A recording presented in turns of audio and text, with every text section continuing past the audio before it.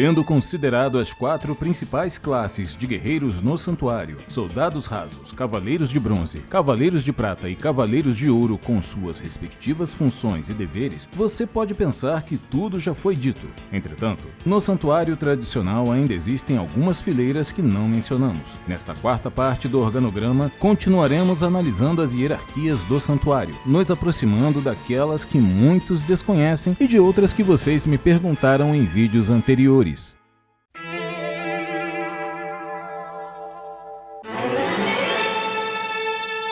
Acima de todos os soldados e santos na hierarquia do santuário, encontramos uma das figuras mais importantes dessa história, o Mestre. O Mestre, ou Kyoko, como é originalmente chamado, é a pessoa encarregada de liderar o exército de Atena em sua ausência, já que ele é, em termos precisos, seu mais alto representante na Terra. Agora, quais são as funções específicas que um mestre desempenha em sua posição como líder do santuário? Como alguém é escolhido para tal posição? Tem algum tipo de poder especial? Vamos começar respondendo à primeira pergunta. Embora tenhamos dito que o seu trabalho principal é guiar o santuário na ausência de Atena, isso envolve mais do que apenas ficar sentado dando ordens. O mestre deve coordenar as forças do santuário e utilizá-las para as diferentes missões que surgirem, considerando o número e as capacidades do exército que ele tem naquele momento. Da mesma forma, ele é encarregado de monitorar os selos dos deuses derrotados no passado, bem como o cenário mundial em busca de atividades malignas. Uma terceira função é manter um registro da história e, assim, transmitir o legado de eventos e segredos do santuário para gerações futuras. Como fato curioso que ficaria apenas como anedota, na adaptação da história para a série CGI Cavaleiros do Zodíaco foi introduzido um novo personagem que realizava justamente essa tarefa. O nome desse personagem, que aparentemente era um Saint feminino, era Cleo, que desempenhava a função mencionada, trabalhando em estreita colaboração com o mestre. Outro dever do líder do santuário é lidar como juiz com as questões polêmicas que ocorrem dentro do recinto, e em todo caso, sua voz é incontestável. Nesse mesmo sentido, se considerar necessário, poderá adotar medidas como a pena de morte, o exílio, a prisão ou outros tipos de punição. Por fim, quando ocorre uma guerra, o mestre deve organizar as tropas e ficar responsável por enviar equipes de reconhecimento, distribuir linhas de ataque e defesa, além de outras tarefas de caráter mais militar. Vamos agora falar sobre as habilidades e competências deste personagem. O mais marcante é sem dúvidas a capacidade de se comunicar com Atena, quando ela não está em sua forma humana. Para isso, ele deve visitar um lugar que só ele tem permissão de acessar, Star Hill, a Colina das Estrelas. Este lugar, que é considerado uma linha entre a Terra e o Olimpo, é onde o chamado Kyoko vai meditar, e desta forma, receber mensagens de Atena que ele deve então transmitir ao santuário através de suas ordens e diretrizes.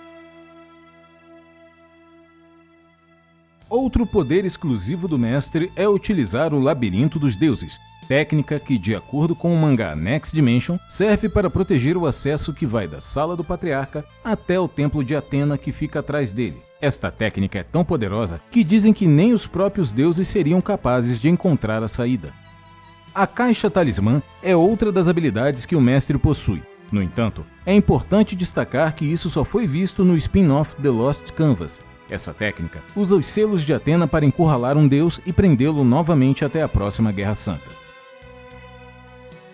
Até agora, sabemos quais funções o mestre desempenha e quais habilidades especiais ele tem. Mas você pode estar se perguntando, como a pessoa que se tornará o mestre é escolhida? Essa questão é muito interessante e importante dada a grande posição, poder e responsabilidade que lhes são conferidos. Como o mais alto representante de Atena, ele deve possuir uma série de qualidades, incluindo força, pureza e honestidade. E, em outras palavras, deve ser um modelo para os demais membros do santuário. Por esse motivo, no vídeo anterior, quando falamos sobre os deveres de um cavaleiro de ouro, incluímos possuir estas qualidades, já que o mestre, por sua vez, escolherá seu sucessor dentre os 12 cavaleiros de ouro. O ponto que estamos considerando é muito interessante, pois é aqui que grande parte da história original de Saint Seiya tem seus fundamentos, pois foi porque Saga de Gêmeos não atendeu os 100% desses requisitos que o mestre Xion decidiu escolher Aioros de Sagitário como seu sucessor. e isso, por sua vez, levou à usurpação de Saga, à morte de Aioros, à divisão do Santuário e à inevitável guerra civil entre o lado de Saga contra o lado de Athena.